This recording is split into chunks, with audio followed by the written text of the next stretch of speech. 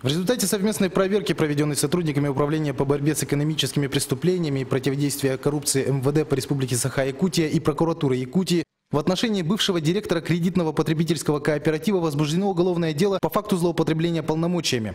Установлено, что экс-директор кооператива совместно с неустановленными лицами ежемесячно заключала краткосрочные договоры займов с руководителями ряда строительных организаций членов кооператива. На основании указанных договоров юридическим лицам выдавались займы денежными средствами, полученными от пайщика в виде вкладов личных сбережений.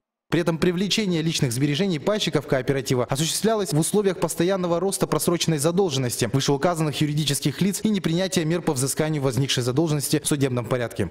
Мы заключили договор, проценты были 22,5 и 22% годовых на 3 месяца.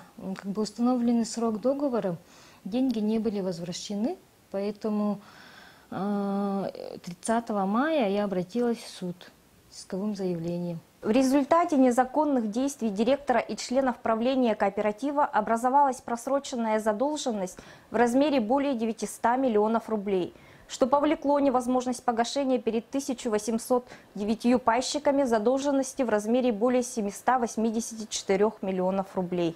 Следственным управлением МВД по Республике Саха-Якутия в отношении бывшего директора кооператива возбуждено уголовное дело по части 2 статьи 201 Уголовного кодекса Российской Федерации «Злоупотребление полномочиями». Санкциями указанной статьи предусмотрено максимальное наказание в виде лишения свободы на срок до 10 лет.